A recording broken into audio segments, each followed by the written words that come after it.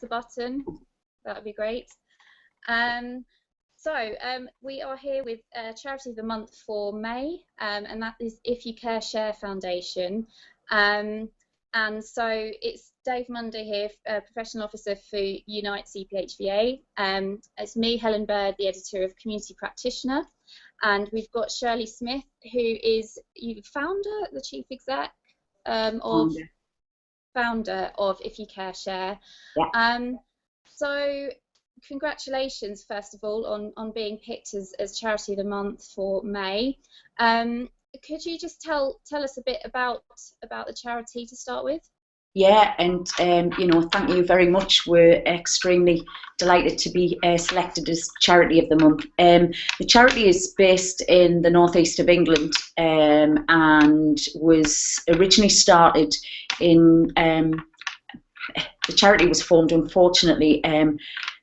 We lost our eldest son, Daniel. He took his own life on the 28th of March 2005. Daniel showed no outward signs of any emotional struggle, had no previous mental health illness, and at that point our lives were just turned upside down, inside out. And this suicide was something that possibly I'd come across in a crossword. How many eyes did it have? It just wasn't something that happened to somebody like me. Not that I classed myself as different or special. It was just, to me, Daniel had too many support networks, so much hope and plans for the future. So when this happened to us, we were really just left in the dark as to how to get through it. Also, as well, we became aware then, and Daniel died in 2005, that this was the second biggest killer of men at the time of aged between 15 to 24. Yet I didn't know about this, and certainly, nobody seemed to know. It was only when people are affected by it that they found out this horrific statistic. So this was originally a campaign that was started by our two children and my niece, who were aged 10, 5 and 12 at the time. And they just believed that had Daniel spoken about the way that he was feeling, things could be different.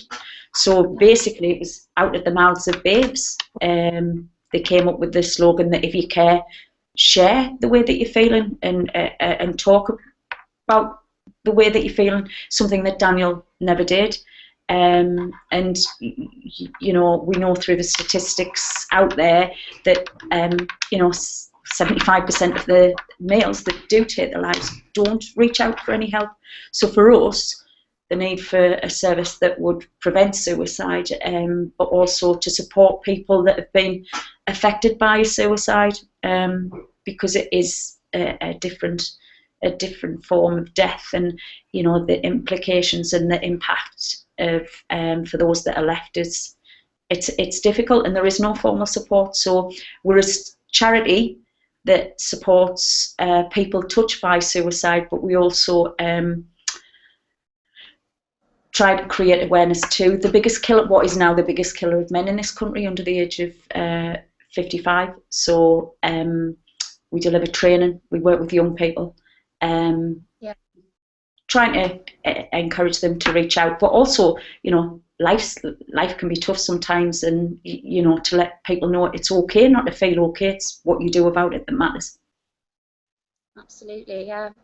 So, I mean, obviously the charity was born out of very personal, tragic circumstances, and could you just tell us a bit about how it's grown from there? Yeah. How it's grown from this very personal family tragedy to what it is today. Okay. The rate in which the charity's grown certainly is, it's surprised us all. Unfortunately, it's due to the need of it. But we have now worked with over 16,000 young people. We provide training in schools throughout the area of County Durham, and some of the North East. But we also provide services on behalf of the Premier League and the LFE, which is the League Football Education. We're recognised nationally for the work that we do. We're members of the All-Party Parliamentary Suicide Prevention Group. We also are members of the National Suicide Prevention Strategy, and we're key to having the support for families bereaved. It's for people touched by a suicide included in the national strategy. And we have launched the first service in England that responds to deaths within 48 hours, working with police and our local public health, and have worked and supported over 632 people that have been touched by a suicide. We employ 10 members of staff, and we have a board of trustees, 11 trustees, and around 25 volunteers. So obviously, you know, yeah, amazing success there, and you know, you're doing really important work in what you say. You know, it's unfortunately there's such a widespread need for this, but you know, there is the need, and you're providing that support, which is great. What would you say? I mean, obviously CPHVA is representative of health visitors, community nurses and school nurses. Do they play a role, in your opinion, in the support of young people with potential mental health problems? I think they play a massive part. I think, you know, communities on a whole play a part, because this is a public health problem. However, you know, the very people that we turn to when we're struggling are the very people that you've just spoken about. And I think, you know, when we work in the schools and looking at school nurses and things like that, they're the people that we're highlighting. Working in universities, you know, that people are available. Should, and it doesn't have to be about mental illness. It has to be just you struggling, full stop. And you know, I think that's key to any of the work that we do. It's not saying that, you know, we can solve everything. However, it's being able to signpost to you know, people, health visitors, you know, school nurses, people within the universities who are doing amazing work. I know locally we have some brilliant support networks within you know, some of the universities that are local to Newcastle and things like that. So yeah, an integral and a very crucial role that they play in supporting not just young people, but people in general. Absolutely. So just to turn to Dave here, what was the prompt for CPHVA to nominate If You Care Share for this nomination? With all our charities of the month, they're member nominated. So If You Care was nominated by leading lay activist Maggie Coates, who's a senior lecturer up in the northeast of England. And early on, she contacted to say that, you know, If You Care Share Foundation really did, you know, deserve to be charity of the month. In her sort of testimonial that she wrote, she sort of highlighted how the charity campaigns effectively to provide support around the prevention of suicide, and highlights how, you know, not only does it do lots of really good work locally in the region, but also, as Shirley sort of highlighted, you know, is involved nationally. And I think, you know, in terms of our organisation, it was great to get, you know, the charity nominated, especially because it focuses on the health of adolescents. And I think, you know, obviously CPHVA has a huge membership in health visiting. Sometimes our school nurse members can feel that, you know, we're not always focused as strongly on them.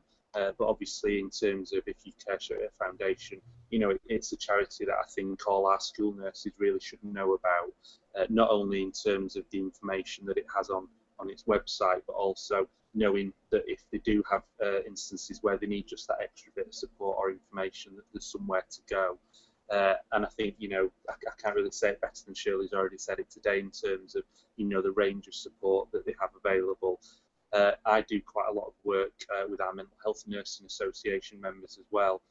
And again, it is that bit about, we know the increasing pressure that young people are under nowadays. And I think it's just really important that we think about how we can support them, not just in terms of those in serious crisis, but also how we can help them in that public health approach, so they're aware about how they can deal with emotions that can be quite strong and upsetting at times. So I think obviously the information I've seen from CPHVA Share Foundation is that they absolutely support with that. Yeah. Absolutely. Thank you, and thank you for the nomination. It's always touching to be nominated and recognised for the work that we do. But certainly, what you said there, Dave, with regards to, we believe fundamentally that this work starts way beyond. Yes, we're working with secondary schools now, year 10, year 9s, but we really are now looking at taking this to a level where it's actually primary. That we're looking at resilience, the way in which we cope with things, and really highlighting from a young age. Daniel, and I say this often, Daniel learned to tie his shoelaces at a young age, and that was something that he carried forwards. Unfortunately, he was never going to die by, tripping over his shoelaces, and I never had the conversation with Daniel that maybe I should have, that maybe just the understanding that emotionally and mentally we need to be in a good place to be able to deal with whatever's going on in life. And I think that's fundamental, that this is around not just about mental illness, but it's just about how we cope and resilience. So yeah, it's really, really important. Yeah. And I mean, it's something we've covered a fair bit in the journal as well. We've got there's Infant Mental Health Week coming up in June as well.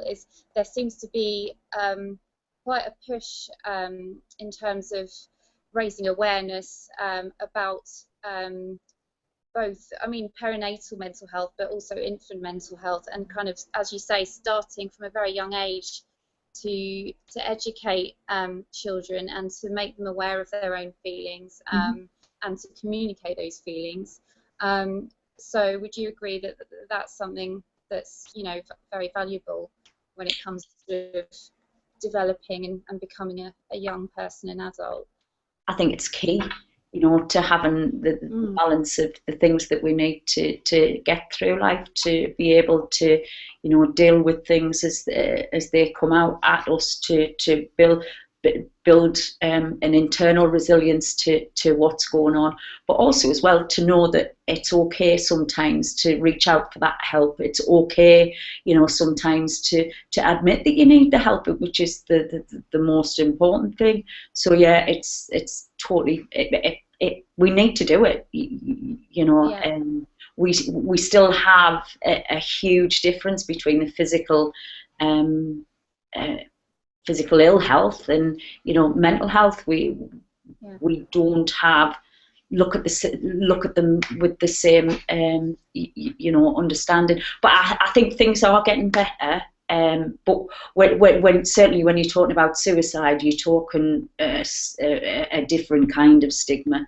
This is the word that nobody wants to hear, because people are still of the opinion that that if you talk about it, it will happen. Well, it's happening and nobody's doing anything about it. So yeah. We really, really need to do. This devastates communities. People, it's just horrific. Yeah. So leading on from that, if you want to just tell us about what you're kind of working on at the moment. I know that you've got a campaign called Inside Out. Is that right? Yeah. Really, sorry, she reaches across our award-winning campaign, Inside Out. Inside Out is September the 10th is Worldwide Suicide Prevention Day, and this day just came and went, and people, yes, we have a lot of awareness days, but for us, as a charity, we like to be different. We know that we've got to reach out to people in a way that people don't shy away from what we do, because of the stigma. So fundamentally, you know, suicide turns lives inside out, but ultimately people often hide inside how they're feeling. So on the Inside Out campaign is around bringing what's on the inside out, to express and not to express, but to encourage people to open up about how they're feeling. And on September the 10th, we all wear our clothes inside out. We take our office out, so we're working inside out. Lots of fun ways, and it's just about having a conversation, sometimes a difficult conversation, but we don't talk to each other anymore. We text, we email, and we've lost the art of conversation. So just, you know, having time to talk to each other, whilst raising awareness of how big an issue this is, but doing it in a fun way, and in a way that's anybody can you know, join in, to the extent where even if you want to wear your socks inside out, you can wear a full ensemble, as I do, inside out, but it's taking it to the however you feel comfortable, but also it's with that hashtag of ask me why. So ask me why I've got my clothes on inside out today. So it's about that conversation. We're really excited about this year's Inside Out, because we've got lots of amazing people coming on board, and we've also really over the moon to have the support from artist Grace and Perry. And well, watch this space. That's all I'll say. Wow. Yeah. Oh, I look forward to that. I did see the documentary actually. I was going to mention Grace and Perry's documentary, which was on a few weeks ago, which, you know, obviously touches on masculinity and the whole idea of men, you know, not feeling able to share their feelings. But, you know, I found it fascinating, and it's great that he's on board with your campaign. That's fantastic. We actually supported. We worked with Grayson on the first series where you know, he looks at suicide. So it was amazing to work with him. The family that he worked with around the suicide is, you know, we're extremely proud of the family, because we've worked with a family. But yeah, and I think it really said a lot about, you know, unfortunately the northeast of England has the highest suicide rate in the country, and I think he really peeled back the layers around masculinity and why men, as opposed to you know, women, but why it is the biggest killer. However, you know, nationally we have seen an increase in female deaths, you know, so it's one of those things that it's just not until you're affected by it do you realise how big an issue it is. Okay. So just finally, Shirley, you've been so great in answering all my questions, and I think CPHVA members will be really inspired. But you know, if members do want to be involved, or, you know, get in touch with you, would you encourage that? Is there a way that you'd like to work with members more? Yeah. Big thumbs up there. Yeah. Yeah, we welcome the opportunity to work with you know, anybody. We've just we work very closely with the police in our area. We've just trained some officers in suicide prevention and postvention. Last week we had a week working with them, and we see that having, you know, people within your community or people to work with actually makes a difference to not just what we do, but what they do. So, you know, if anybody wants to get in touch, would love to hear from you. And there would be various different reasons why somebody would get in touch, whether it's, you know, want to find out information more about what we do, or, you know, supporting them within the roles that they fulfill within their professional lives.